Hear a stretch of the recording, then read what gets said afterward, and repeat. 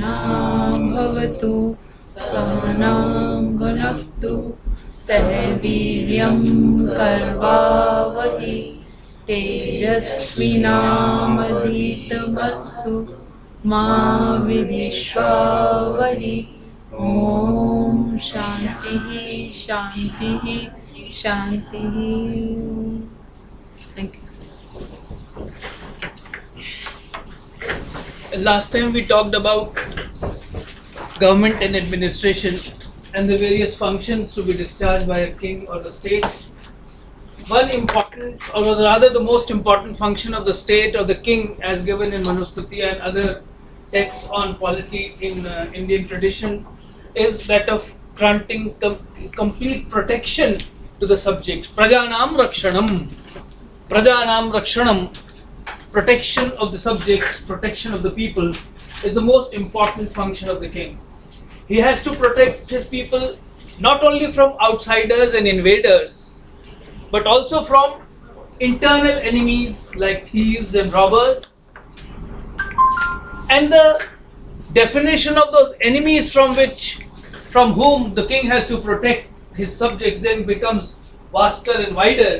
Then even traders who indulge in all kinds of malpractices, people have to be protected against them. People have to be also protected against one another. They can have their little skirmishes, their little quarrels, which can then escalate into fights, violence. So all these things the king has to take care of, and he has to protect the people. So he has to protect people from one another as well. So therefore, protection of the people is a very wide idea.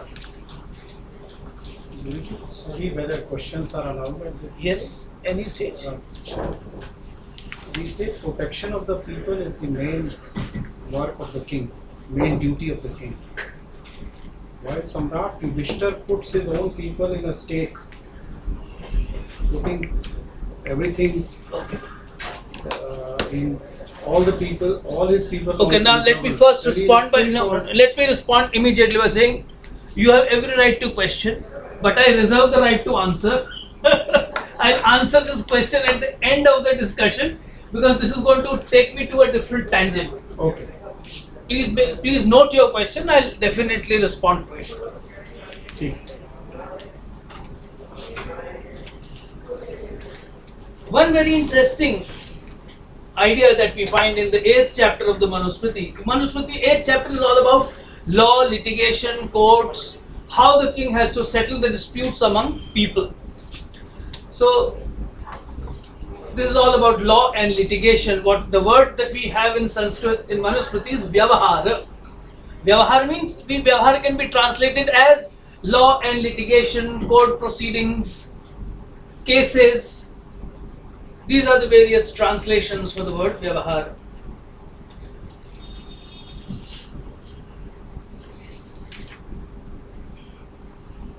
According to Manusmriti, the king is under an obligation to settle the disputes of the people. Verse number 307 is very important in this regard. Verse number 307.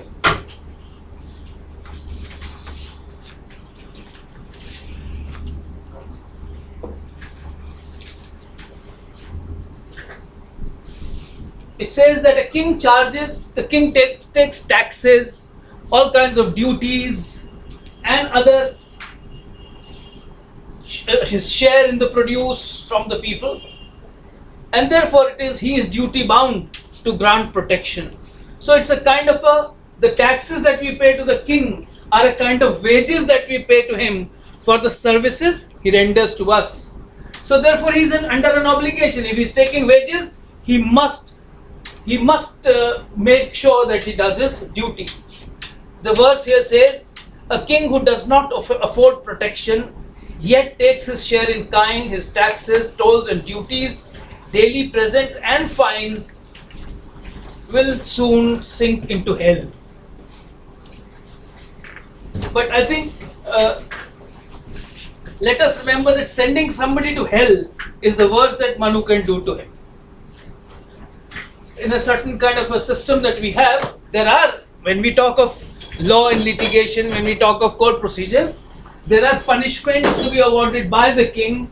There are what we call laukic punishments, but ultimately the system also has the support of the alaukic element, that is, that cannot be segregated, that cannot be taken away from the Manusmriti. So Manu uses very harsh words against a king who does not maintain law and order. He says in Shloka 308. Sure, just a moment.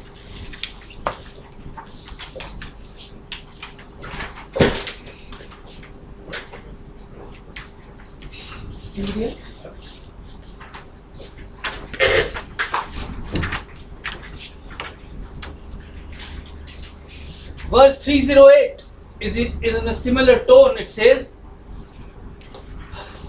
they declare that a king who affords no protection, yet receives the sixth part of the produce, takes upon himself all the foulness, he says, but I say evil of his people, of his old people. Which means he has to suffer the evil consequences of evil acts done by all his subjects. With so much evil upon his head, he can only go to hell, as declared in verse number 307.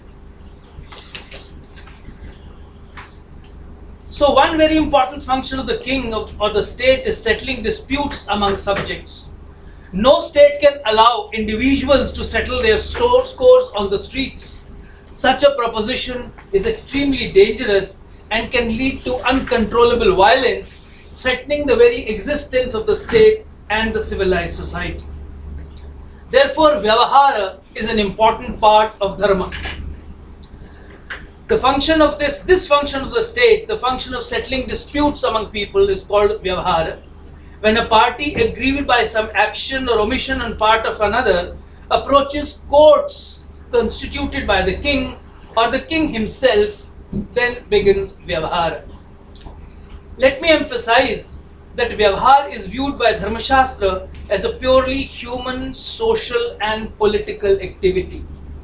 Vyavahar is seen by Dharmashastra as a purely social, political and human activity.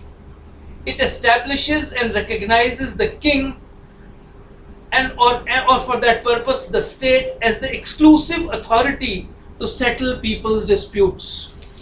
Manusmriti, as we have seen in the last few lectures, represents a very early stage in the evolution of Dharmashastra. It is the first Smriti that we know of. There have been earlier Dharma Sutras, but within the Smriti tradition, this happens to be the first text. So we find many gaps, and those gaps have then to be filled by referring to later texts, which I have been referring to as commentaries, essentially tikas, bhashyas, and more than that, nibandhas. So that will give us a better picture, a more complete picture of what law is. Just looking at the Manusmriti may not be sufficient. So when I am making this claim that Dharmashastra sees Vyavahar as a purely human, political, social activity, I am certainly trying to say that there are strong attempts made within the Dharmashastra tradition to wean away Vyavahar from the kshetra of Dharma. And a very clear distinction is made between Dharma and Vyavahar by a very important commentator of the Manusmriti, whose name is Medhatithi. Medhatithi came somewhere in 8th century AD, and he makes this distinction very clear. Dharma has to do with alaukika, but Vyavahar has to do with laukik affairs. The sanctity of Dharma comes from Vedas. The sanctity of Dharma comes from Vedas, but the sanctity of Vyavahar comes from our worldly experiences. Rules of Dharma are based in Vedas, but the rules of Vyavahar are based in our day-to-day lives. Therefore, there are many other arguments which Medhatithi gives, but the attempt is to present, and I've used this expression earlier also, present Vyavhar as a secular function, and which is very distinct from ritual and religion.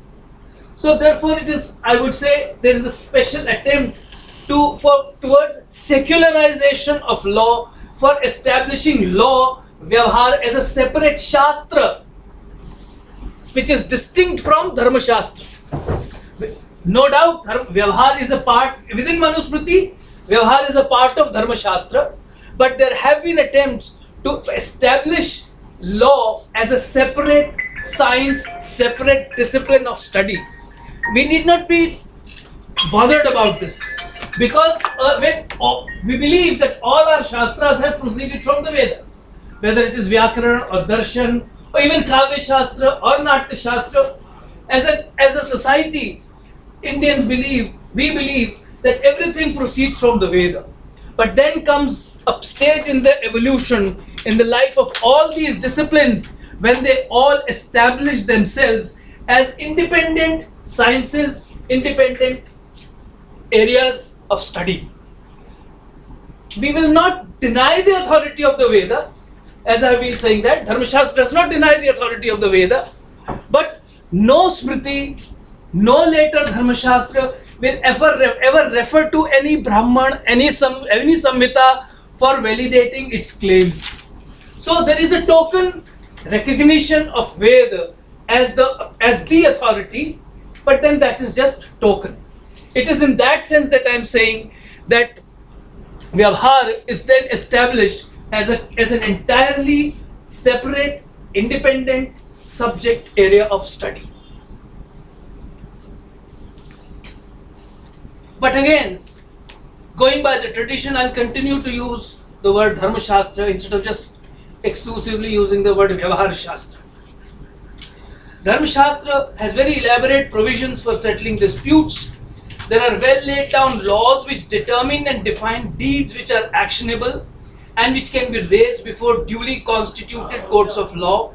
There are very detailed procedures prescribed for raising such matters before courts, and procedures which courts have to follow scrupulously while administering justice. Unfortunately, Manusmriti does not refer to procedural laws. For those, you will have to refer to other Smritis like Narad, Brihaspati, Katyayan. Chapter 8 of the Manusmriti is very extensive, running into 420 verses. The chapter deals largely with what we call titles of dispute, subject matters of dispute. Vivada padas, the Sanskrit word is, अब आज ठीक है ना सारे, इनको उल्टा करके रख दीजिए पहले भी, उल्टा करके.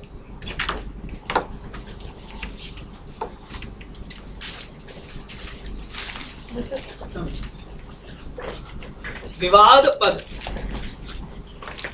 subjects of dispute, or in English they are called titles of dispute.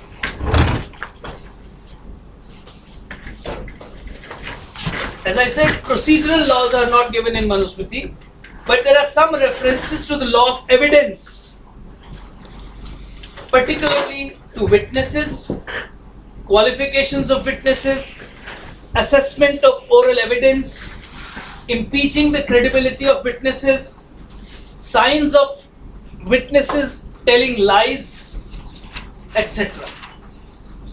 The court of law proceeds according to the evidence produced before it.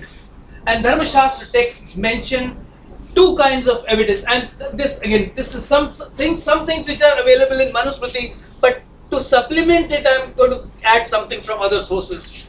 Mainly two kinds of evidence. We will call it Laukik and Alaukik. Among Laukik sources of evidence, we have witnesses, Sakshi, documentary evidence, Karan ya Lekhya. The word for documents is Karan, Lekh or Lekhya. ये नहीं चल रहा जी आपका pen.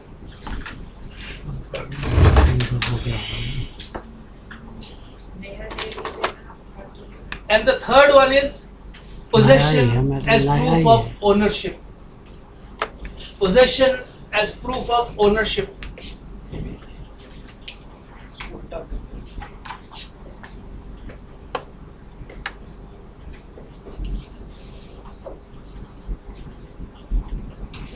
In English we'll call it possession, but the Sanskrit word is bhukti, bhog, enjoyment. So if I am using this pen, you will believe that it is mine, it belongs to me. But then mere possession or use is no proof of ownership. And there are very, very complex rules about these things. Under divine evidence, we have two things: oaths, shapat.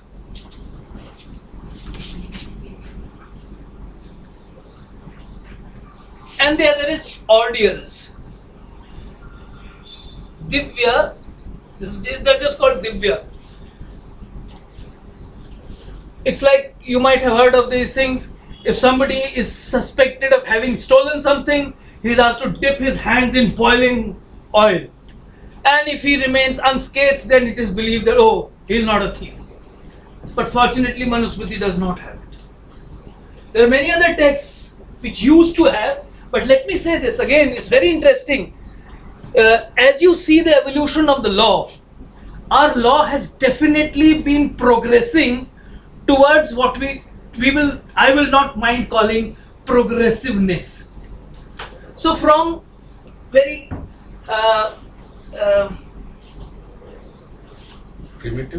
primitive is not a good. I'm thinking of from the level of less educated, from the common man's point of view. It starts from the common man's point of view. Irrational. Well, common people have their own rationality, so I'm trying to avoid even that. From what man on the street says and does to what scholars, thinkers will say and do. That's how all sciences will proceed. Everybody knows 2 plus 2. The man on the street also knows 2 plus 2, but that's not the end of mathematics.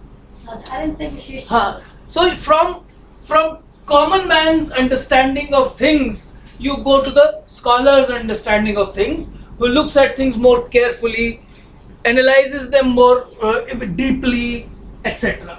So that's how law has also proceeded, and therefore we have progressed enormously.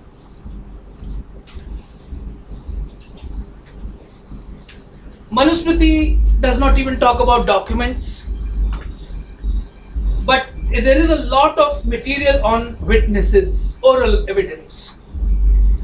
So witnesses and truth is a point which I have made here.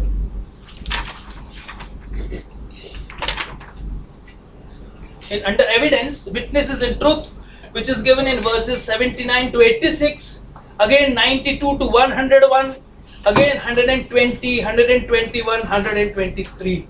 Lots and lots of verses dedicated to the idea that the witnesses must speak the truth.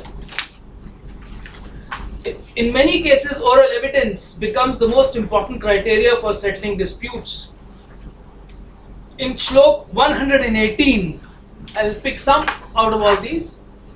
118, the Manusmriti shows the awareness.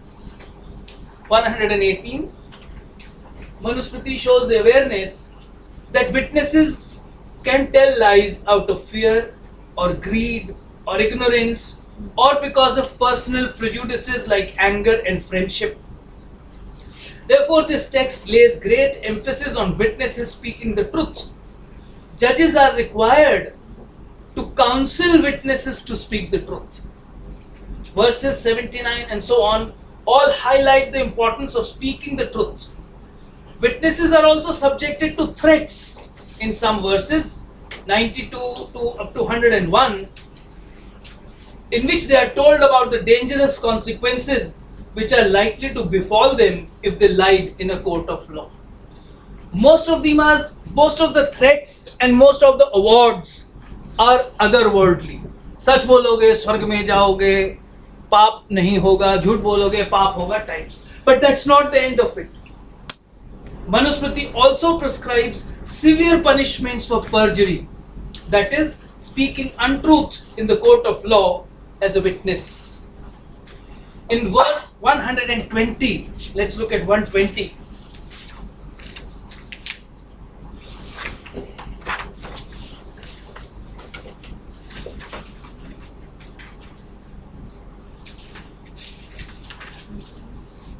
It says, he who commits perjury through covetousness or greed shall be fined 1,000 panas. He who does it through distraction, I'll say confusion, is the lowest amercement, that is 250 panas. If a man does through fear, 2 middling amercements, fines. If he does it through friendship, 4 times the amount of the lowest. The lowest is 250, the middling is 500, and the highest is 1000. So 250, 500, 1000, that's the 3 standard rates of fine recommended for various crimes. So it's not just the fear of God, it's not just the fear of Paap, it's not just the fear of hell, but there is also the fear of fines. Shlok 121 further says that a person who gives false evidence due to lust pays 10 times. He who does it through anger, 3 times. He who does it through ignorance will pay 200. But one who does it through immaturity pays 100. So these are fines recommended for false witness, for giving false evidence. 123 describes higher punishment for false evidence. A Kshatriya, Vaishya and a Shudra who deceive the court should not only be fined as above, they should also be externed from the country. Desh Nikala. So that's a very severe punishment.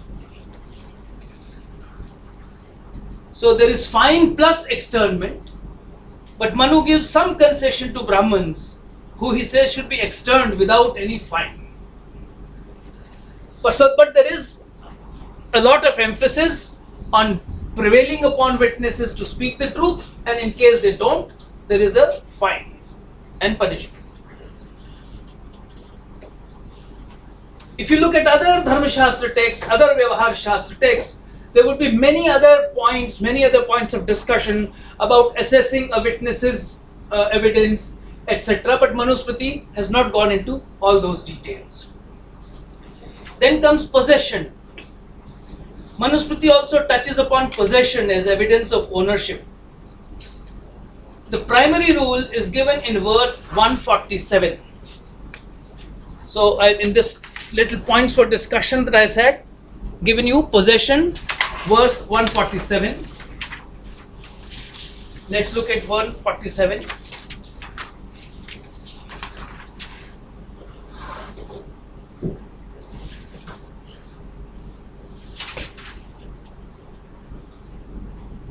If a dhani means the owner of any property. If a dhani, an owner, sees his property being enjoyed by others for a period of 10 years and he is present there but says nothing, then that property he cannot recover. So it is adverse possession. Adverse possession for 10 years, if somebody else is enjoying your property and you don't protest, you don't try to claim it, you don't try to take any action against him, then you lose some part of your right. You will have to establish it. It will be more difficult for you to establish your ownership in a court of law. So it's not wise to be careless about your property. Whatever property the owner sees being enjoyed by others for 10 years and says nothing, he shall not recover the property. The next 2 verses make some exceptions and lay down that even if such an owner is either an idiot or a minor, is insane or is a minor, his ownership in property is not extinguished. So there are saving clauses as well. Shlok 149 gives some more exceptions to the rule of 10 years.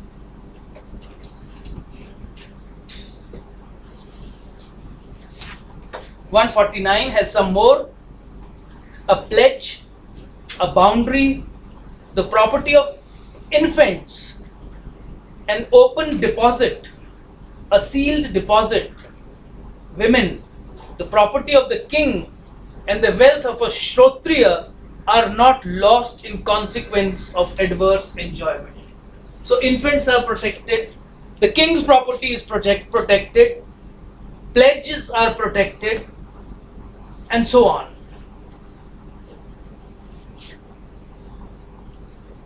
Again, Manusmriti has just a few things to say about it, and it has just given a general rule of 10 years. But if you look at some other texts, some texts take it to 20 years, some take it to 25 years, some take, they give different kinds of different number of years, different durations for adverse possession, and some claim that 100, even if somebody has enjoyed another's properties for hundreds of years, that does not make him the owner, and the real owner can always claim his property.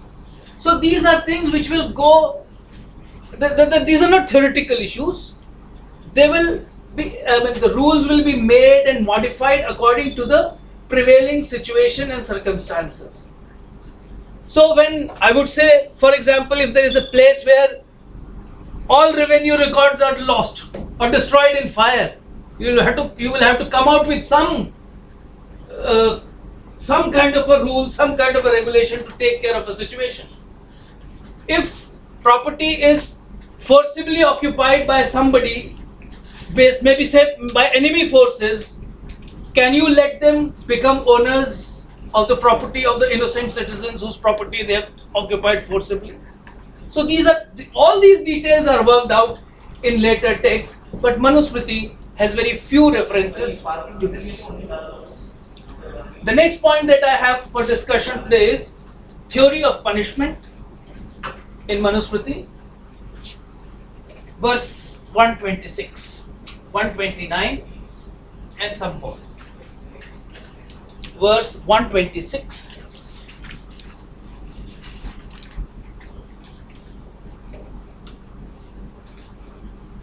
How is the quantum of punishment to be decided?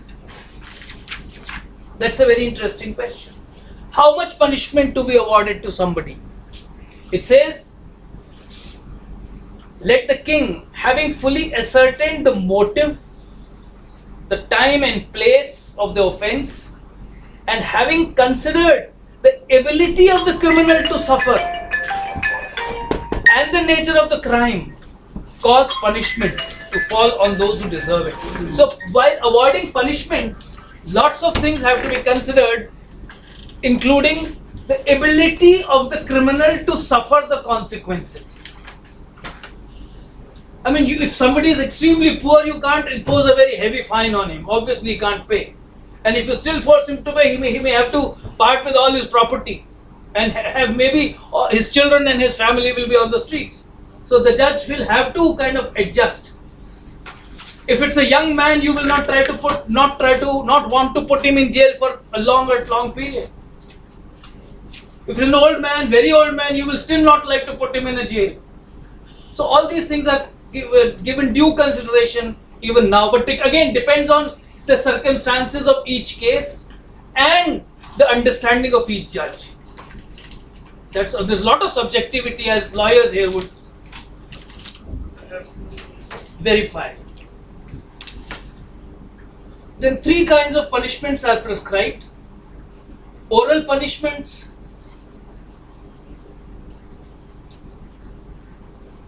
that is, the judge gives a tongue lashing to the accused.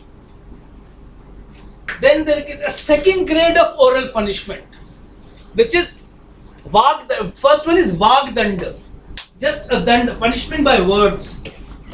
The second punishment is Dhikdanda, a condemnation, a harsher way of condemning him. And then come the third, which is corporal punishment, beginning with beating and ultimately leading to death penalty. and of course fines. 129 says that the punishment should be graded. The judge should not award a very harsh punishment for the very first offense. And you see these now even in various laws that we have. For the first offense come punishment, more punishment for the second offense, and so on. So those principles are very much available in Manusmriti and Dharma Shastra literature, it says. So Shlok 129 says, let the judge punish the guilty first by admonition, then by a harsher condemnation, thirdly by a fine, and then by corporal chastisement. So the Manu wants judges to adopt a gradual approach to punishment. Punishment should be just, commensurate with the offense. A judge's prejudices should not make him award less or more punishments. Before discussing the titles of dispute, Manu has discussed some essential preliminary points regarding law. He starts the chapter by referring to the Sabha or the court. In the very first verse, sorry, there's some problem here. I'll come back to this. Let's stick to the theory of punishment. We have seen three kinds of punishment. Then a very important point that we have here is justice and dharma. Justice and dharma. Verse 41 is important as it lays down the cardinal principle for administering justice. Verse 41, I'll kindly refer to.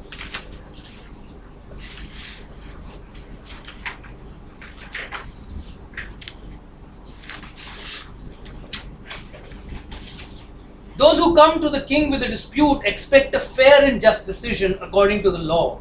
But what is fair, what is just, and what is law? Manusmriti is very liberal and open about the idea of law. It does not believe in any universal laws which fit everyone.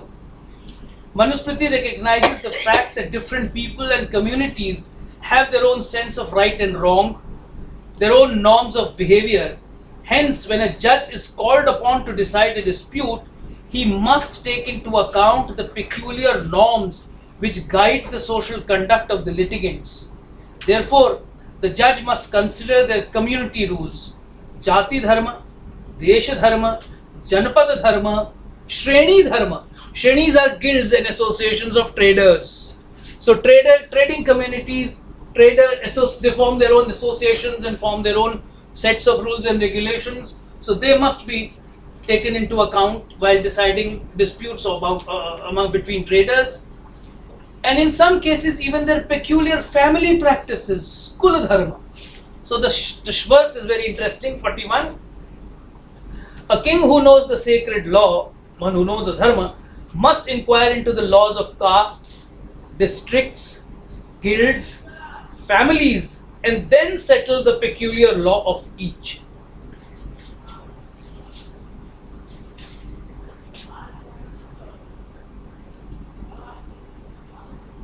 Verse 46 is interesting. Introduces the possibility of local or community laws being unenforceable. We are ourselves caught in fierce controversies about some customs, like not allowing women to enter certain places of worship. Supporters of these customs want customs to prevail upon constitutional provisions, but the opponents argue that customs which are repugnant to constitutional values are bad in law and must be curbed. Such controversies about the relative strength of customary laws and Shruti Smriti laws. Now we have the constitution and customary laws. Earlier we have this controversy between Shruti Smriti laws and customary laws. Manusmriti 46 is very clear.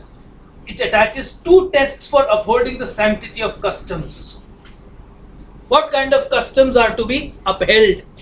The two tests in 46, I would guess, it says, what may have been practiced by the virtuous? What may have been practiced by the virtuous? By such twice born men as are devoted to law, that he shall establish as law, if it not be opposed to the customs of countries, families, and castes. So, the two things, whatever he is establishing, customs should not be antagonistic. Customs should not be antagonistic, aviruddham. And aviruddham to what? Antagonistic to what is not given here in Manusmriti, but Medhatithi tells us that they should not be antagonistic to directly perceptible Shruti and Smriti texts. So if there is a custom which goes against the Shruti, goes against the Smriti, it cannot be upheld. And I can now recall a 12th, 13th century text, Smriti Chandrika by Devanagari. When he is commenting on this particular aspect of Dharma Shastra law, he says, yes, we agree we agree that customary law is very important, but there can be customs which are extremely repugnant to our sense of good, sense of justice, sense of right. And he refers to a very interesting custom which many of you would be aware still prevails in several communities, where all women are customarily prostitutes. They indulge in prostitution. So men, husbands, brothers, fathers, they all act as pimps, trying to get clients for their wives. And that's the argument, and their daughters and their sisters. And that's the example which Smriti Chandrika Devanagari takes. Are you going to uphold that custom? Just because it is a custom among certain communities, are you going to uphold it? And that's a very important question that he raises. And therefore he comes to the conclusion that not all customs can be approved. So then you need a test. How do you say that it is not good? Today we will say, oh, they are against the constitutional values. At that time we did not have the idea of constitutional values, but we had the idea of Shruti and Smriti. But we also had one more idea, the idea of Dharma, the abstract Dharma, and I'll come to it.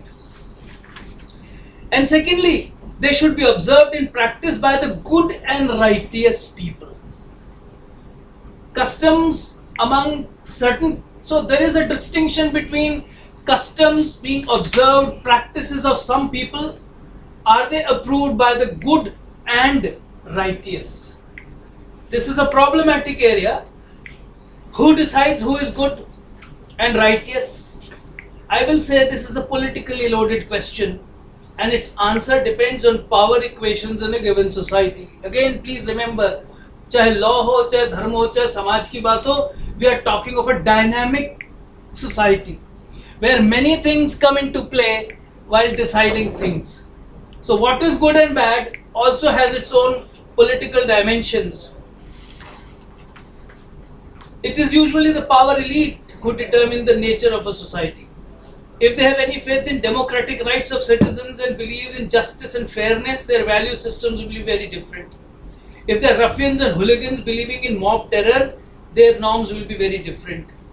In Valmiki's Ramayana, when Sita condemns Ravan for kidnapping her and trying to force her to marry him, Ravan coolly says, look, I am a Rakshas. I am not bound by Manushya Dharma.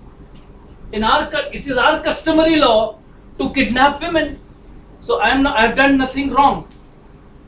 So it all depends on whether you are in a Ram Rajya or Ravana Rajya. But all normative systems will need something to fall back upon as the grund norm or the fundamental test of validity. Law and judges will always have to tread this difficult line, and depending on the exigencies of the case, they will sometimes take recourse to the very amorphous principles of justice, equity, and good conscience, or sometimes on the more flexible customary laws, and when this does not help, they will take recourse to the more rigid words of the written text. So whether sometimes you will have to fall back on written text, sometimes on customs, and when nothing helps, then you go on to principles of justice, equity, and good conscience. So it is again a dynamic situation, and judges will have to be very careful in what line of argument they take. From these provisions, one can see that Manusmriti was, even in the past, a very dynamic institution which needs, law was in the past a very dynamic institution which needs to free itself from all dogma of text and custom and do what is dharma. Therefore, above Desha Dharma, Jati Dharma, Kul Dharma, and Shruti and Smriti is the eternal Shashwata Dharma, as Manusmriti calls it. In the second line in the 8th verse, of the shlok of this chapter, depending on the eternal law, let him decide the suits of men who mostly contend on the titles just mentioned. So ultimately, when nothing comes handy, you have to depend on Shashwata Dharma. In the second line in the 8th verse, the king is asked to settle disputes by relying on the eternal Dharma, reference to Dharma, etc. Then I want to talk more about this issue, Dharma as the foundation of law. One question. In today's time, if you look at the law is made by a set of parliamentarians, implemented by a set of judges, and there are a lot of questions which arise because of interpretation of the words used, the mean intention behind it, even the commas and full stop kind of get debated for hours and hours and days and months before a law settles down. Are you seeing a real? There is an issue because people who are creating the law and who are implementing, and especially when it's a large country, multiple judges have to bring in some consistency in the judgments. That's very random thoughts which are coming in my mind. And what? Okay, I'll respond to this question again at the end, because it's not that this problem is arising only today. It is there in the Dharma Shastras as well. But then what happens? At any given point of time, whatever is decided by a competent judge is the law. Even in our Shastra. It's not open. You can challenge the decision of the lower court, you can challenge the decision of the next court and the next court, but it cannot be an endless process. Because again, that's the problem of all normative systems. Somewhere you have to draw the line. Look, this is what it is, and everybody has to follow. You can't keep questioning everything. Otherwise, there will be no system. Everything is going to collapse. So ultimately, and therefore, there are many people who believe that chahe wo dharma ho, chahe law ho, ultimately it is there to protect the status quo. And it is the view of a few people. It is the view of the elite. It is the view of one judge. It may not be the view of millions of people. But what that one judge says has to be accepted. So here also, ultimately we will come to this. Whenever there is a dispute, every civilized society will have to have, and that is the sign of a civilized society, that it has to have a recognized, settled dispute settlement machinery, and everybody who is a member of the society has to ultimately submit to the authority of that authority. So whether it's the king or the courts set up by the king, whatever decision ultimately comes is to be accepted by the people at that point of time. But then times change. And with times, ideas can change, decisions of courts can change. We are looking at just 30, 40, 50 years of life. Here we are talking of a law which has evolved over 3,000 years. So it has seen many changes, many stages of evolution. But the important idea is to see what are the principal ideas that Dharma Shastra is inspired, motivated by. So Dharma as the foundation of law is a very important idea when we are looking at Vyavahara. In several verses 12, 13, 14, 15, 16, 17 and 18, 12 to 18, the moral content of law is highlighted. There can be no justice in an immoral society. Verse 12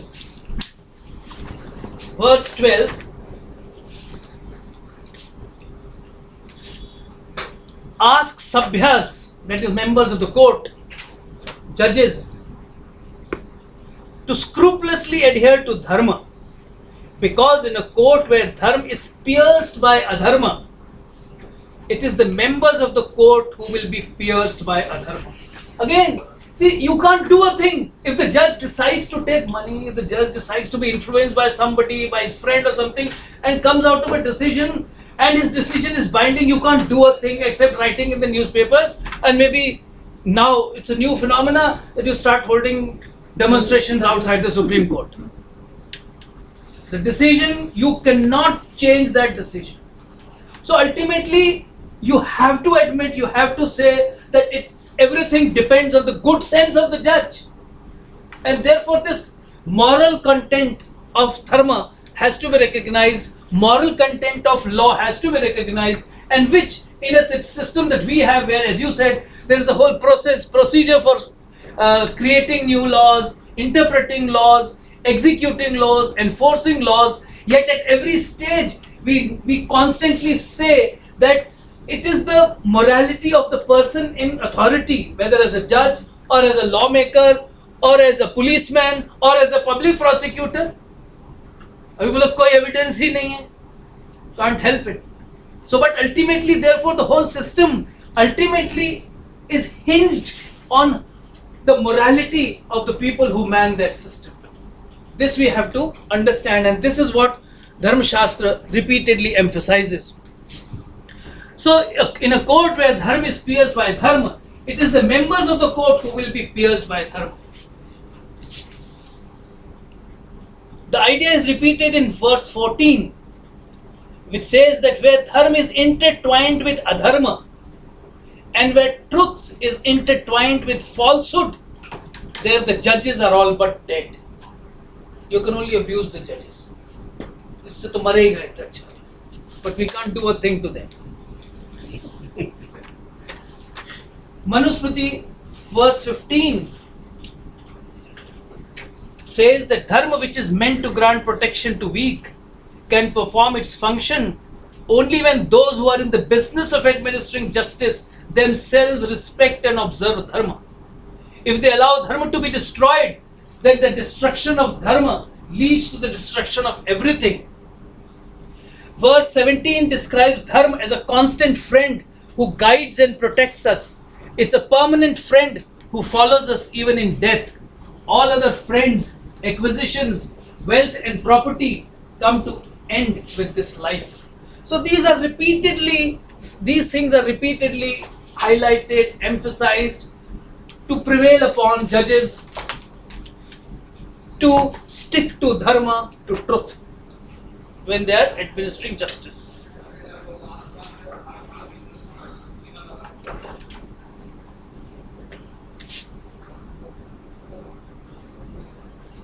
Then let's talk about the kinds of courts that we have. Again, Manusmriti has a very simple system. There is a king's court, that's okay, and then courts appointed by the king. Two kinds of courts that he is talking of. Essentially, it's the king's primary responsibility to administer justice, but if for some reason he is unable to attend to that duty, he can appoint a set of 4 people. 3 judges and 1 advisor. 3 judges, 3 sabhyas and 1 advisor who is well versed in Dharma Shastra. As I said, Manusmriti is very simple, but if you want to look at the structure of courts in early India, Arthashastra is a good example, good text, which talks of setting courts at different levels. Other texts talk of courts, family courts, Shreni courts. They talk of non-formal judicial tribunals, as we can call them. So there are formal judicial tribunals set up by the king and non-formal judicial tribunals which are operating in the society. Our Dharma Shastra recognizes both, provided that the so-called non-judicial tribunals are under the overall control of the state. And therefore, there are many rules which lay down that the customs of different communities have to be recorded by the king, verified by the king. Rules and regulations made by associations, traders associations, shrenis and people's associations in different places, like we have cooperative societies, etc. They all have to be ultimately approved by the state. So as we see over a period of at least from the beginning of this Christian era to about 2050, at least to 1500 AD, we see this constant tussle between the state and the society about who is superior, whose authority should prevail. This probably is because this is a period of a lot of political influx, lot of political instability. Therefore, my understanding from my reading of Dharmashastra text is that whenever we have had strong governments, whenever we have had strong states, the state has tried to control all other social tribunals, associations, organizations, institutions. But when the state becomes weak, it is these organizations, institutions which begin to assert their authority. So this again is a political dynamic situation which develops in different situations in history. But even when there is a strong state and the state sets up its own courts at different levels, it does allow non-judicial tribunals to function, but under the overarching authority, approval of the state. So this would be similar to what Indian Medical Association does, or Chartered Accountants Association. Yes, something of that's that like kind. a guild, actually. Yes, or something. arbitration. Yes, Arbitrator all kinds of non-formal, but they're not entirely non-formal. They have to get the approval of the state.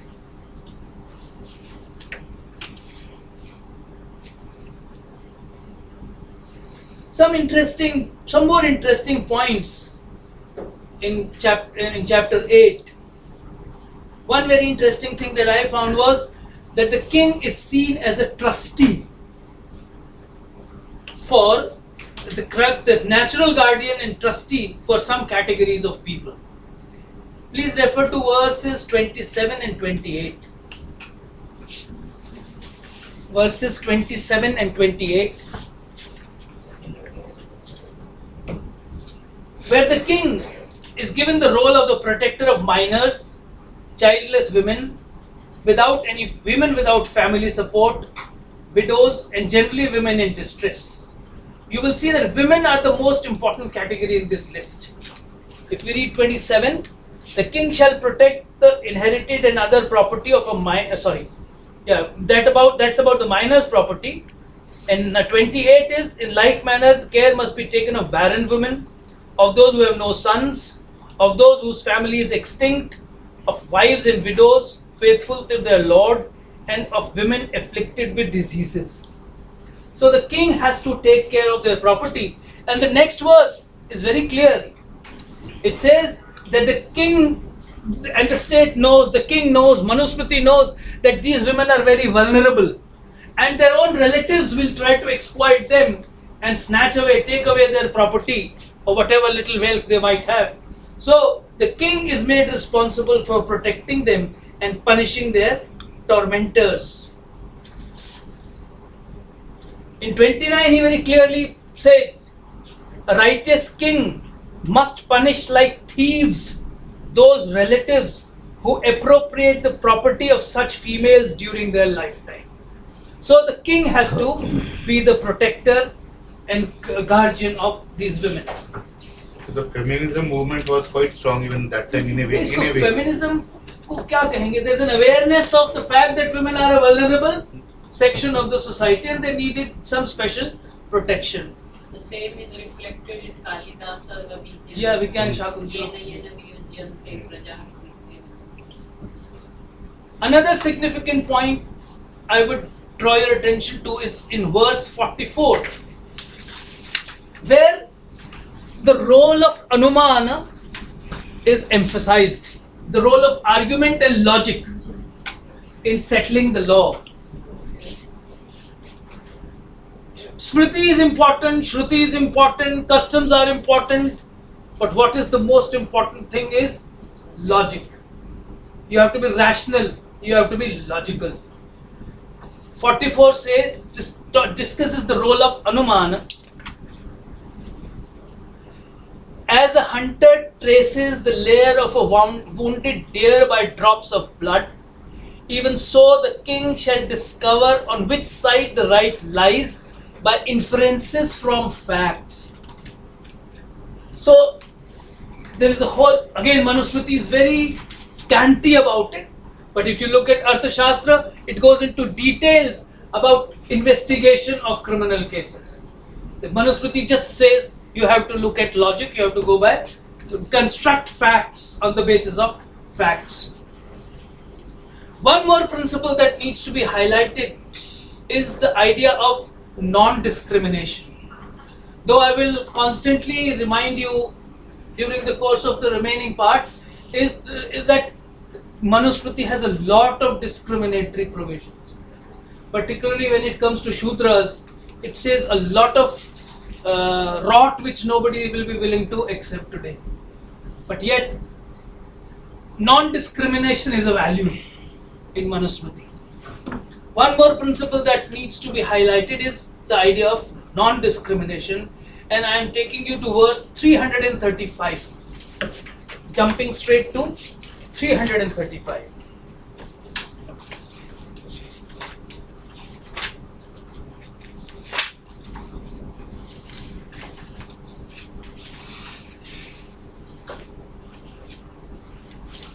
The king must treat everyone equally. He can't discriminate against anyone, and he can't have a bias or prejudice for anyone. For a king, nobody is a dandya. Nobody is beyond punishment. And look at the list. Pita, Acharya, Suhrit, 335 I am reading. Pita, Acharya, Suhrit, Mata, Bharya, Patni, Putra, Purohita, Na Adandya Naam Ragyosti. इसमें राजा नहीं है. अभी आने वाला है आगे. राजा के लिए बहुत सख्त पनिशमेंट है. 1000 times the punishment prescribed for anybody else is for the king. राजा को नहीं छोड़ा. Rule of law.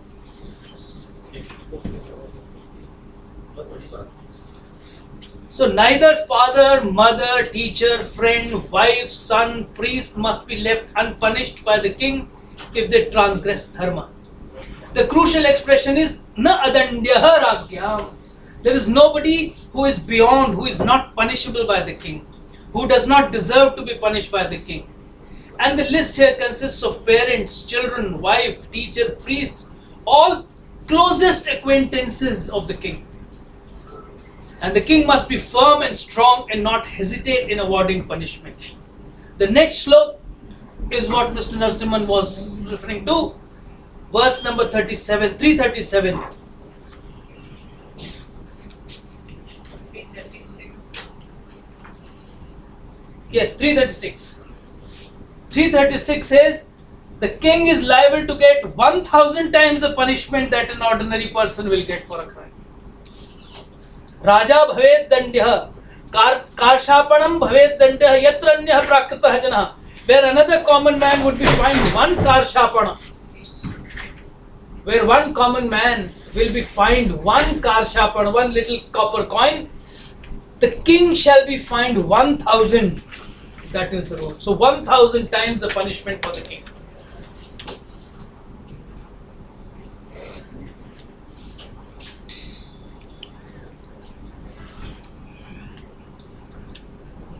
Then again, people who claim any kind of superiority in the society, people who want more respect, more honor, claim a higher status for themselves in the society, have to have a higher level of liability. So where for an offense, in the case of theft, the guilt of a Shudra is 8-fold, that of a Vaishya is 16-fold, that of a Kshatriya is 32-fold, and that of a Brahman is 64 times. So it goes geometrically. It's a very important point where nobody is beyond. ये कोई court नहीं करेगा, ये वो लोग जो मनुवादी कहते हैं ये किसको कोर्ट करें, सजा तो 64 गुनी है ब्राह्मण। नहीं, लेकिन आगे छोड़ भी दे दिए सारा। ये तो अर्थवाद है मैडम, अर्थवाद है, कहने की बात है, करने की बात अलग है, कहने की अलग है। तो अभी कहने की बात हम बात करेंगे, करने की बात तो हमने शुरू भी नहीं की। Anyway, another important point which I want to draw your attention to. उसी पे उत्तर है कि जो कहा गया है। नहीं, एक तो कहा है, ए सुनिए, नहीं बहुत अच्छा है, लेकिन एक तो उन्होंने कहा कि ऐसा होना चाहिए, लेकिन सुनिए, जब खुद पनिशमेंट देने लगे, प्रिस्क्राइब करने लगे, तब क्या कहा? मैं ये कह रही हूँ कि बहुत सारी बातों पे मनुवादियों के लिए जो आरोप है उनके कहे पे तो है। हाँ, ये भी तो कहा हुआ एक बात हाँ, ये भी कहा हुआ है, लेकिन मैं वही बात कह रहा हूँ, मनु ने कहा बहुत अच्छा है, लेकिन किया उतना अच्छा नहीं है ना। प्रॉब्लम फिर अटक जाएंगे हम, अभी चलते हैं, we'll come to it, don't worry, अभी we'll get into it. The next very important point is how judges have to remain, or the judge or the king has to remain firm and calm in face of criticism. So judges, the judgments will be criticized. No judgment is beyond criticism, but the judge has to maintain his cool. This is verse 312. Twaj translate क्या है? क्या जी? Twaj. Twitch. Twice word. हाँ, twice word. It is wrong translation. So मैं तो बोल ही नहीं रहा हूँ.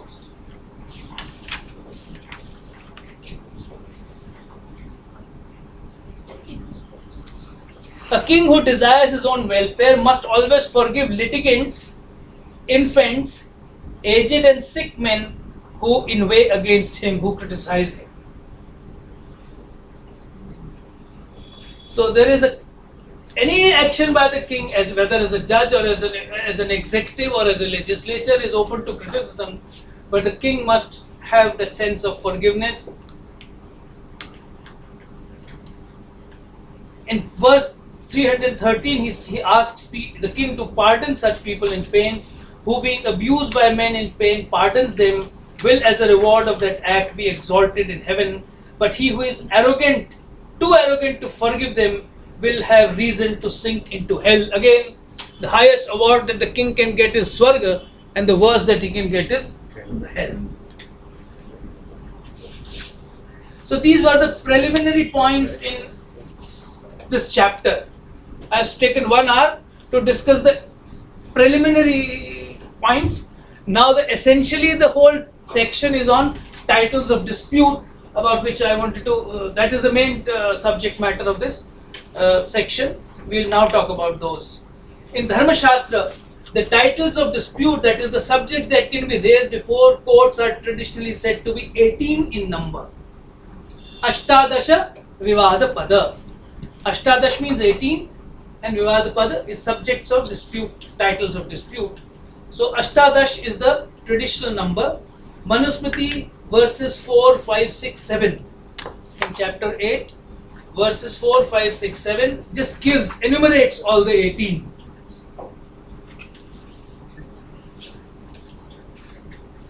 Now some of these I am going to discuss in detail, but some of them I am going to just skip.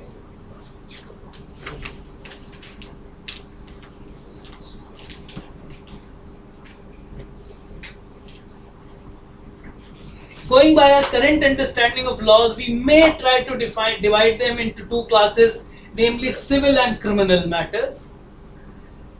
Though lawyers here will explain what the distinction between civil and criminal is a little different.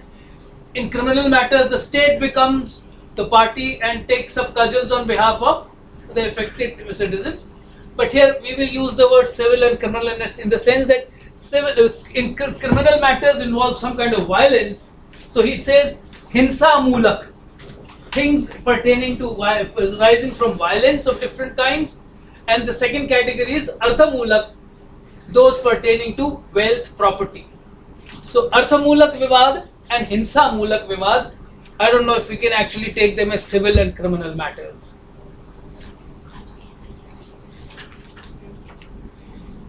Civil and criminal, the distinction which is drawing. Arthamulak is civil and Hinsa. Not necessarily, because Arthamulak, even civil has other kinds of dispute between husband and wife, family, inheritance, etc. Basically, they are also Arthamulak. They may not be. Some of them would be Hinsa Mulak as well. So prima facie, there is the distinction that Dharma Shastra makes is Arthamulak and Hinsa Mulak.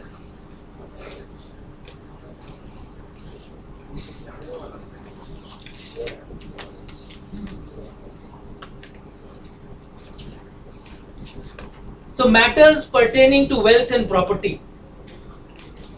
There are 11 of them. 11 of them. I'll simply give you a list. I'll just read out the list and then you will get some idea of the range. For example, it starts with non-repayment of loan. Rin adanam. Non-repayment of loan. Second, law of deposits and pledges. Sale without ownership.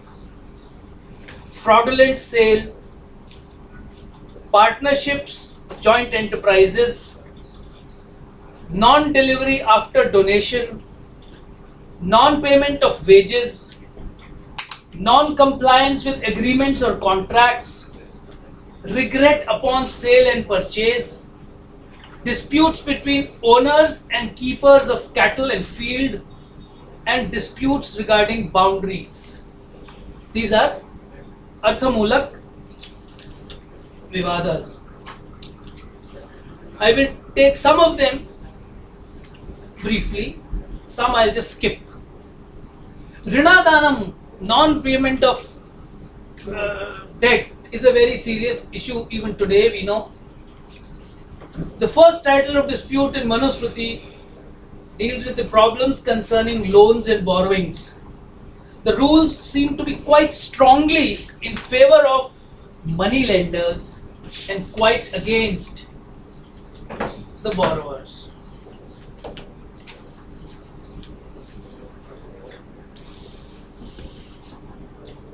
One rule that seems to favor borrowers is in verse 140.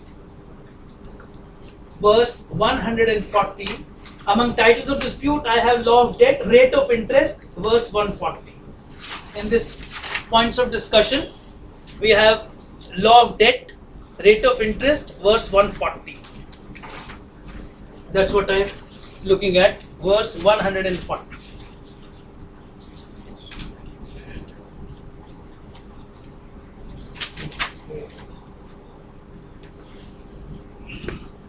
The word for interest is vriddhi or kusid. The word for interest used here is vriddhi. So he says a money lender may stipulate as an increase of his capital for the interest allowed by Vasisht and take monthly the 80th part of 100.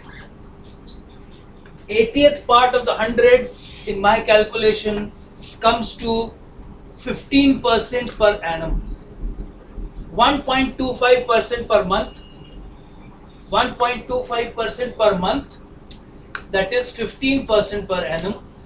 This view is attributed to Vasishtha, but this is not Manu's view. Manu believes in higher rates of interest. In 141, he seems to be in favor of 2% per month, which comes out to be 24% per annum.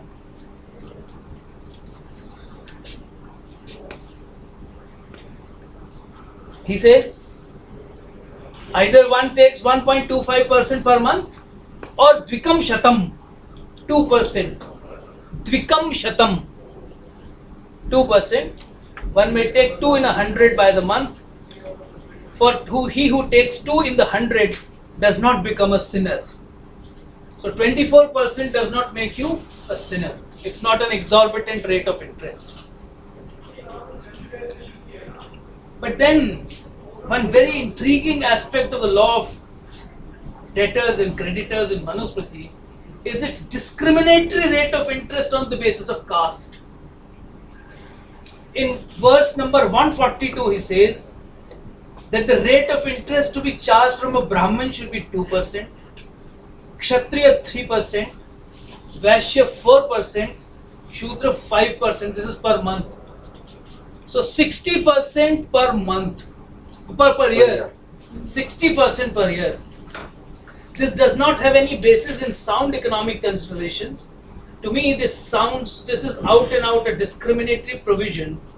Kulluk, the 12th century commentator on the Manusmriti, clarifies that 1.25% is to be charged on a loan against property. But higher rate can be charged again on unsecured loans. So there are many nuances in the law which they are trying to work out. Manusmriti, being an earlier text, does not go into too many details. I mean, it obviously is seemingly discriminatory, but it could also be because of the High risks involved, exactly, definitely. which is what we follow as bankers and what Yes, lending. that will come too. But 60% per annum, I don't know about how effective that is going to be. No, but today, But no, if you look at microfinance, we lend at about close to 30% is what smaller groups lend them, yes, and tier A corporate gets at 8%. yeah, that's true.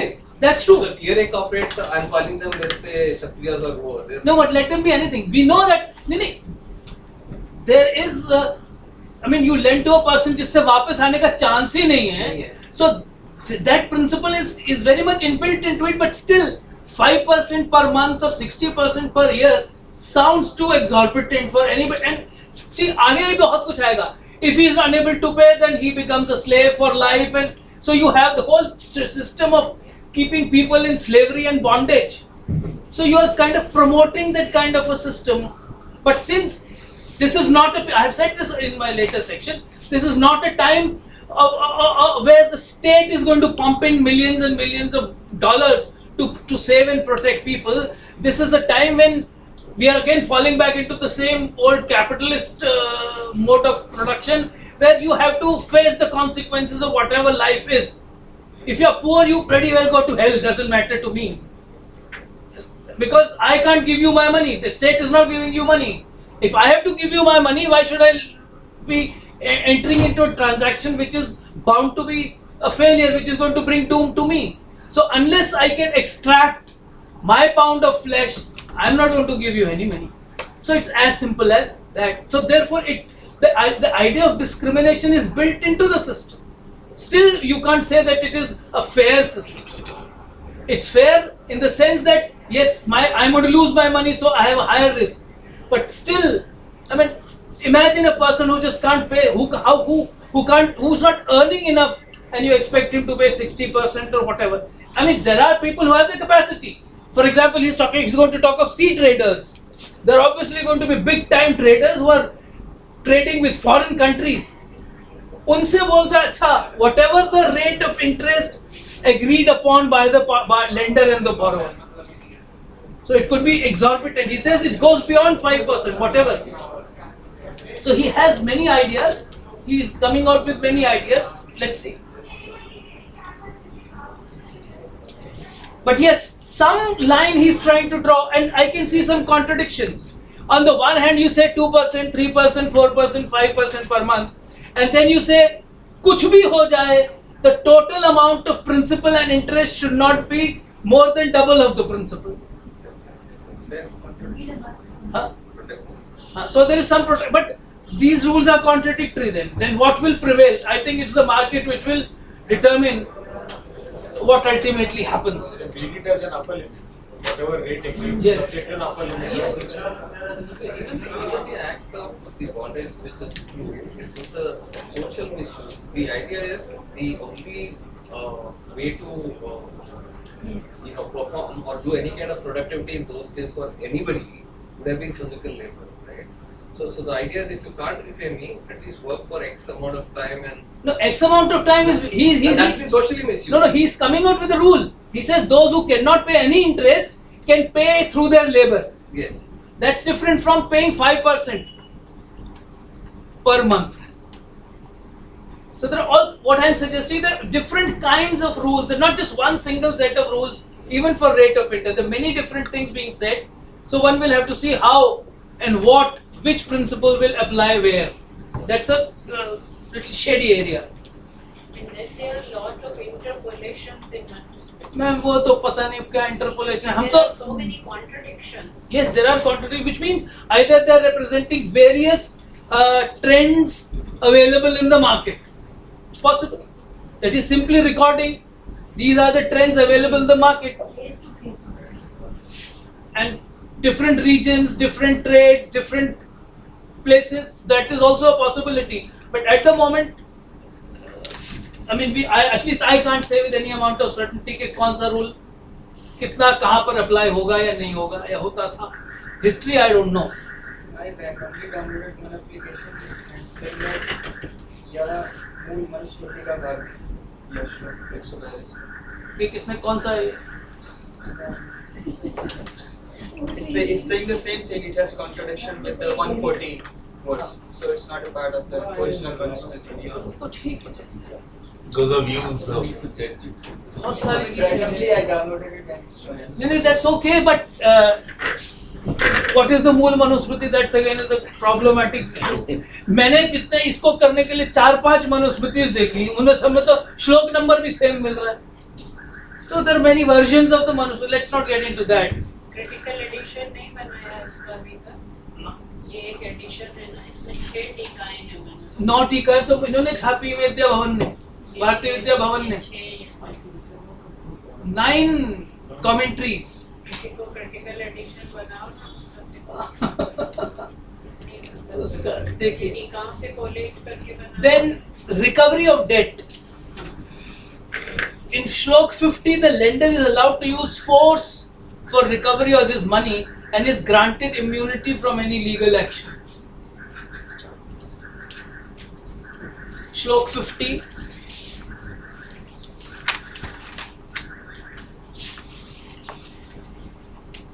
A creditor who himself recovers his property from his debtor must not be blamed by the king for retaking what is own.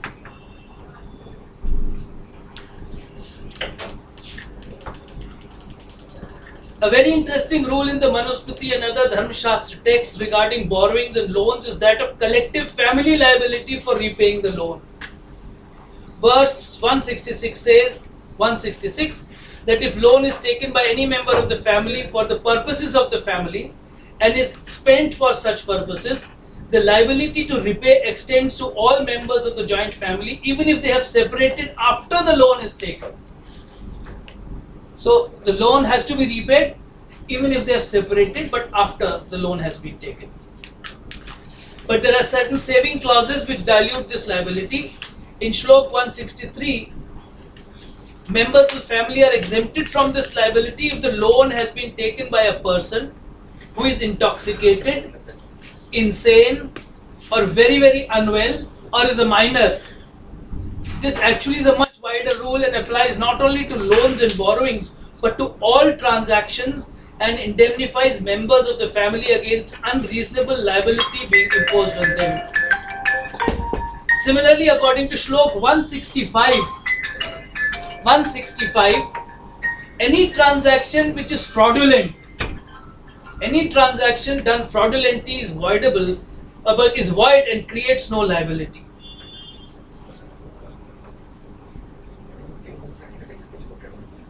Then labor as interest, I have already mentioned this. Nikshep I am going to miss. I am going to now come to the next point, which is illegal sale. Illegal sale. The interest, how to protect the interest of the bona fide purchaser, etc. The third section is an Aswami Vikraya, that is sale by a non-owner. And this includes unauthorized sale and gift. It gives rules to protect the interest of a bona fide purchaser and donee on the one hand, and those of the original owner whose property is sold by some cheat. The principal rule is in verse 199. 199, which says that such a transaction is ab initio void, because the fact that someone is enjoying property does not make him the owner. Ownership is established only by documentary proof of ownership.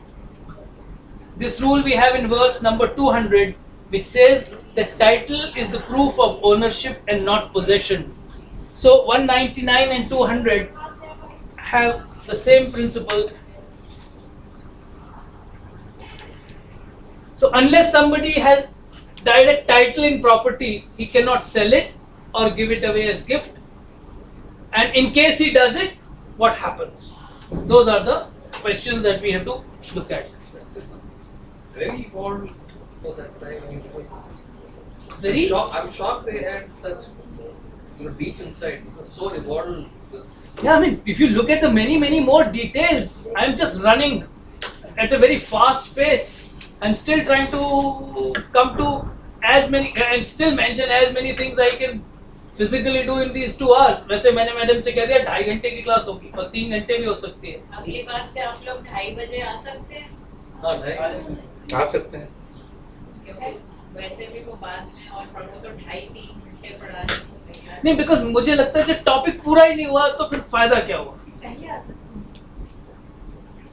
कम से कम उसके बारे में एक rough बात हो जाए, फिर तो आपको पढ़ना ही है. जिसको इंटरेस्ट होगा उसको परस्यू करेगा. सर 15 मिनट बातचीत के लिए भी रखने जरूरी है। एक ब्रेक लेके 2 बार वो फिर सवाल सही कहे रह जाते हैं। हाँ. We have to do discussion. We need discussion. Well, the only concession that Manu is willing to give to a bona fide purchaser is that he will not be punished. Otherwise, he will be punished as a conspirator or a co-conspirator. A bona fide purchaser is defined in verses 201 and 202. In 201 and 202, it describes who a bona fide purchaser is. It says he should have made his purchase in an open market in the presence of other buyers and sellers, other vyavaharis. Vyavahari means buyers and sellers, those who are in trade. Any deal done clandestinely leads to suspicion and can therefore be set aside. In the section on unauthorized sale, Manu has also mentioned 2 more rules which do not exactly have something to do with unauthorized or illegal sale, but they make the sale illegal or immoral and create a certain kind of liability upon the seller, and they are interesting rules. These again, Manusmriti, very cursory, very scanty on this issue. Other texts have lots and lots of material. The first rule is about selling adulterated goods, worthless goods, underweight goods, or goods which are concealed or whose true form has been hidden by some deceptive means, like by applying a fresh coat of paint on an old piece of furniture. So, ऐसे कैसे कर भी थे, हम ज़्यादा नीचे नहीं गिरे। अरे अभी वो भी तो कलयुग में ही मायने हुआ है. फिर मनु कौन सा सतयुग का धर्म लिख रहा है. अगर हमारे पेरेंट्स ने कहा ना कि हमारे जमाने में ऐसा होता था, तो अब तो कभी नहीं सुनते।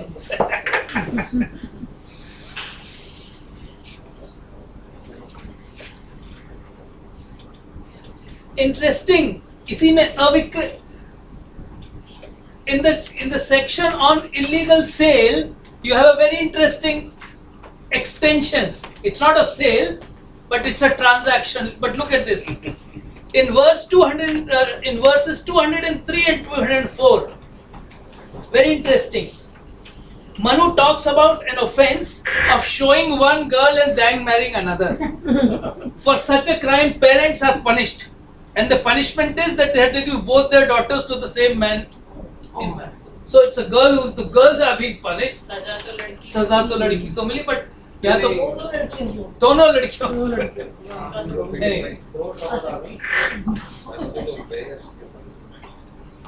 Anyway, then we have some more rules about sale and purchase. They come under Kraya Vikraya Anushaya. Anushaya means regret. Anushaya means regret upon sale and purchase. Again, Manu, very simple. Other texts have many more details. Manu gives the rule of 10 days. Anybody can resign a transaction. The seller can go back, claim his goods. The buyer can go back and return the goods within 10 days if he is not satisfied.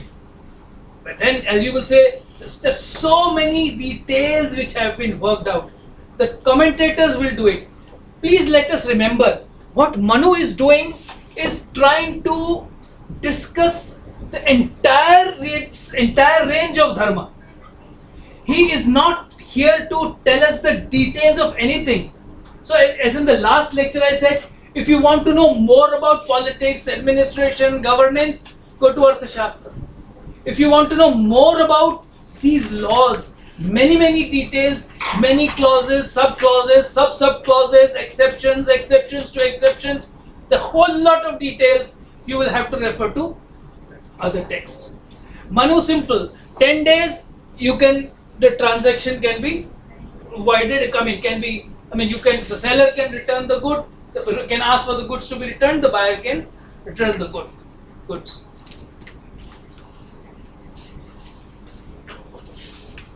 The next title of dispute is called Sambhuya Samuthanam. This is kind of a partnership. Law of partnership. Again, Manu gives only one simple rule, that you have to share the profits in proportion to the investment. Simple. But he pins it on Ritvijas, the priests. If some priests get together to perform a ritual, each will get a share in dakshina according to his karma, according to his effort. In later texts, the priests are not mentioned, and they're constantly talking of actual investments and therefore the returns. So it is more in monetary terms, more about traders, more about businessmen than about priests. But Manu is very simple. But we have the idea of partnerships where the principles of profit sharing are mentioned. So in verse 206, the basic principle of division is given, that each gets his share in proportion to the work done. This principle is then extended to all activities where people undertake an activity jointly. This is done in verse number 211. So through the illustration of the priests, the principle is given and then extended to all other joint activities. Another very significant area of law in Dharma Shastra is the law of employers and employees. This is discussed under two heads. One is discussed under Vetana Apradhanam, non-payment of wages. And the second part is under Swami Pal Vivad, dispute between owners and keepers of animals, cattle and fields. Verse 215 gives us the rule of payment of wages. What if a workman promises to do something and is unable to do it? How are his wages to be paid? Verse 215 specifies that a workman who has agreed to do a particular job, does not do it, forfeits his wages, and is also liable to be fined 8 small coins. However, the same shlok and the next read together exempt him from punishment and any loss of wages if it can be shown that he could not carry out the job assigned to him because of sickness, because of bad health, but completes the task after recovery. In that case, he will be paid his full wages. Another important set of rules pertaining to the liability of workers can be found in the section on disputes between owners and keepers of cattle. In Sanskrit, this is called Swami Pal Vivad. It discusses the liability of cattle keepers when cattle is in their custody and keeping. Cattle keepers are expected to strive hard to protect and safeguard animals under their care. Therefore, if any animal dies due to the negligence of the keeper, he is liable to make good the loss. However, where it is not possible for a cattle keeper to save animals grazing in a herd from a lone wolf which suddenly appears from nowhere and takes away a small animal, the keeper is not liable. So, He is liable only when it can be shown that it was possible for him to protect and he did not. But when it is not possible for him to protect because suddenly a wolf appears from nowhere and takes away a small animal, then the liability does not arise. So it is his ability to do his job which comes into play. So one has to show that. There are also rules about the liability of cattle keepers and the vicarious liability of cattle owners if the animals damage the crops of other people in their fields. According to verse 238, all owners of fields are expected under the law to protect their own farms from animals by erecting a high fence. So there are two kinds of fields, protected and unprotected fields. So if animals damage crops in a field where there is no fence, the cattle owner is not held liable. But if animals break the fence, enter the field and damage the crops, then the cattle keeper is liable to be fined 100 panas. So again, very simple village kind of a life that we see. Pan is a kind of some currency of that kind. Pan means coin. I don't know the exact value. He's using several kinds of measures. He's using the word pan. He's using krishnala. He's using karshapana. So these are different kinds of currencies which were prevalent in that period. Different denominations. Yes, different denominations. There are gold coins, there are silver coins, there are coins made of metals of less value. A very interesting section on laws is the law of associations. The laws of associations, which we call samvid vyatikrama, transgression of the contract, social contract. This is available in verses 218 to 221.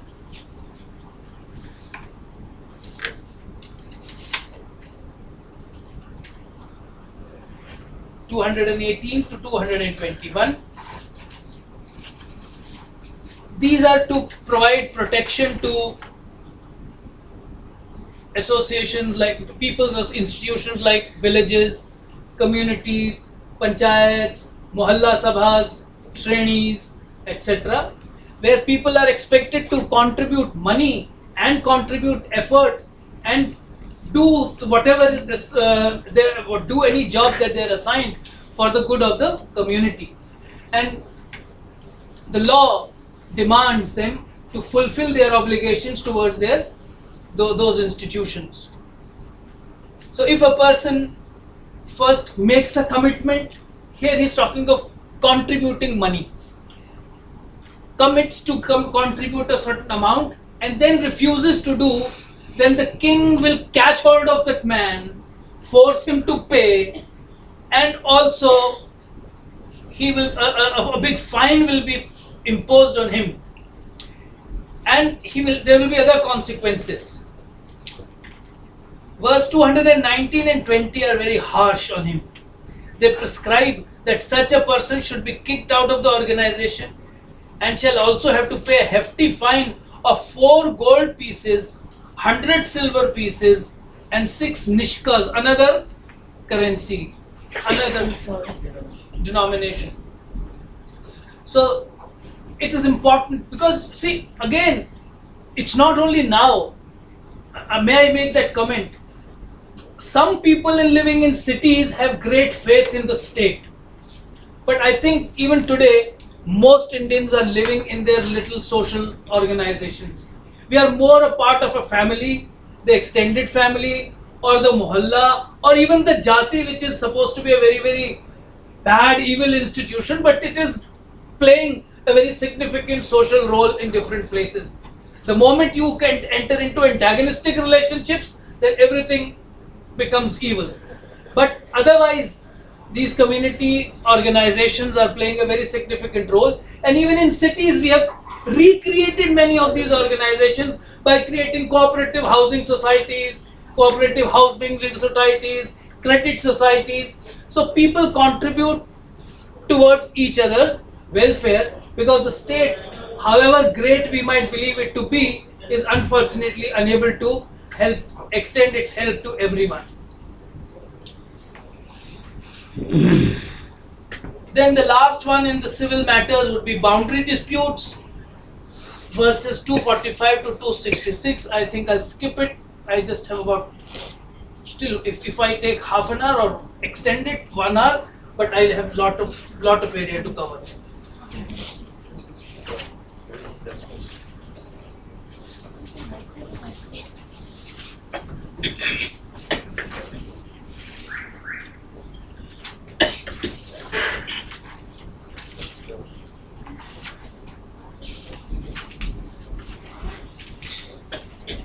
I'll now come to criminal law.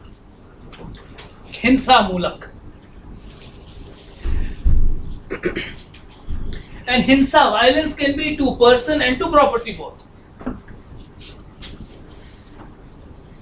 What we can call crimes are categorized under 7 heads. The first is verbal violence, Vak Parushya. The second is physical violence, Danda Parushya. Shall I write it?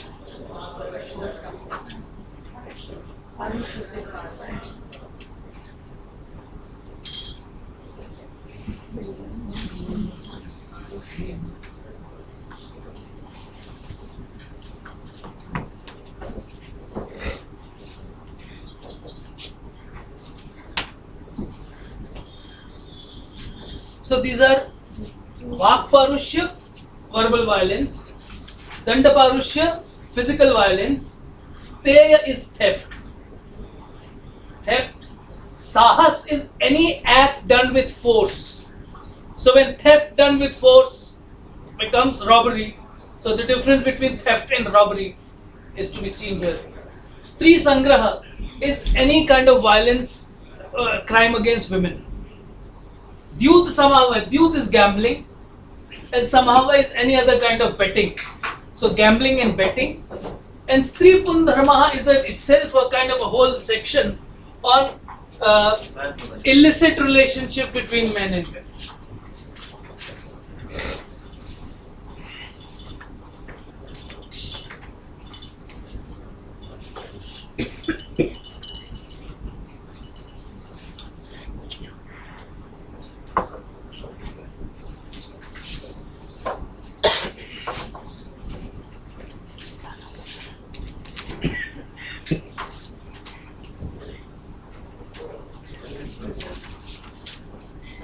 So Stri Pundharmaha we can call sexual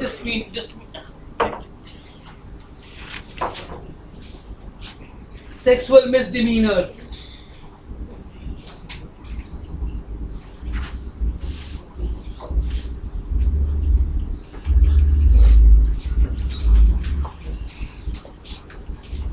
Is there anywhere definition of a Brahmin, definition of Kshatriya?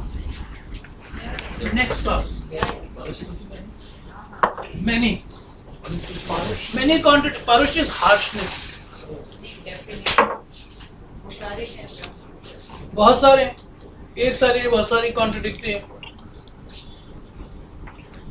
Again ma'am will say ये critical edition में नहीं आएगा, but कुछ है सम जहां पर वो सी whether Brahmin, whether caste is by birth or by karma. Janmana है कि कर्मणा, that's the dispute.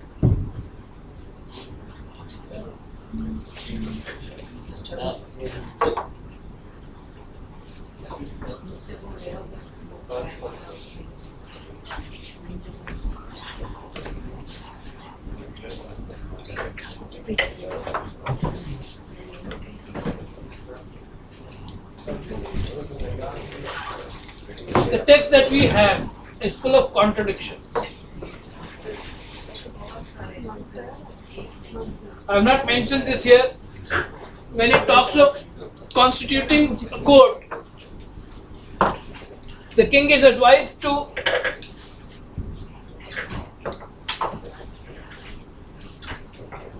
not advised but warned not to have Shudras as judges.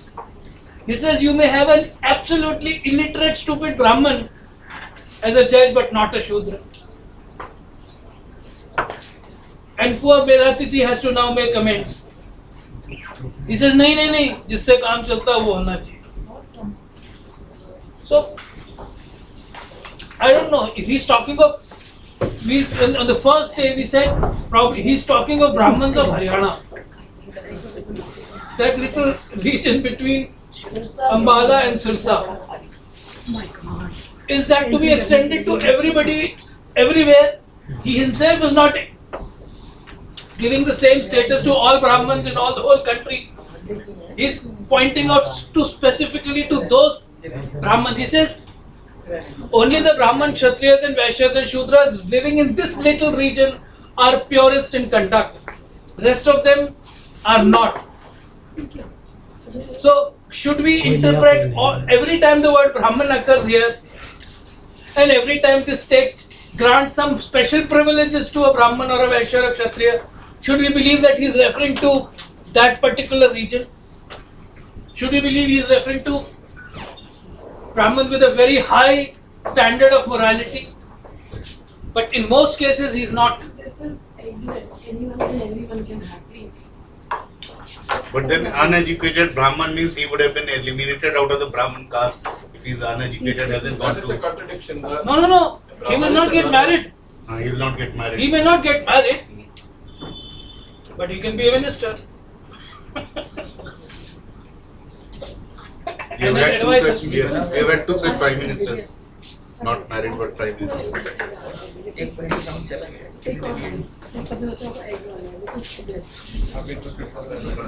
This is ageless cake, please. Everyone can have it.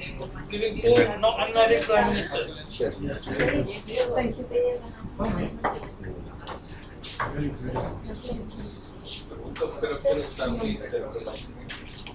So therefore Modi can claim that I am blemishless. Thank you.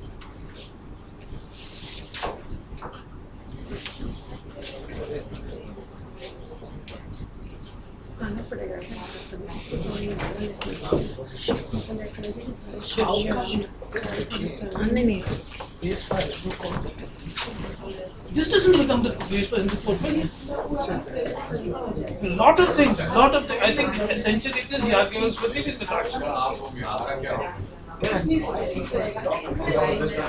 मैंने अपने last में यही कहा बहुत अच्छा हुआ कि मनुस्मृति कब की खत्म हो गई. It's a stupid idea to condemn Manusmriti because Manusmriti doesn't exist. Even within Hindu Dharma, even within Hindu Dharma Shastra, it does not exist. It exists in a substantial way, but not in every single way. जो पिछली बार मैं बता रहा था कि family relationships वही continue हो रही. उसके बाद तो बहुत कुछ है. We have constantly evolved. We have constantly adjusted to developing situations. There's no point in harping on Manusmriti, either condemning it or eulogizing it. Some parts of Manusmriti may have been deleted with use, some more strengthened by use. Yagyavalkya Smriti comes and says, I don't agree with him. क्या करोगे? But not everywhere. Particularly with reference to inheritance, he says, I don't agree. And Manu himself, when we talk of inheritance, Manu is giving several different possibilities. So he's talking of different practices in different parts of the country. Because he's not just giving the laws of Haryana. He's trying to give a much wider understanding. eulogize करें या condemn करें, it should not be burned at least. Burn करें तो बेवकूफ है, burn कर दे तो अच्छी बात भी चली जाएगी.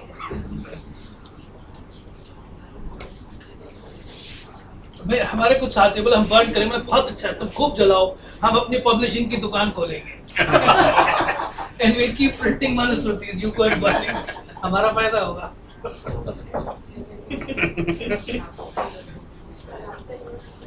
So can we keep a last class for a discussion? Because my perspective is totally different for Manusmriti. Let's see.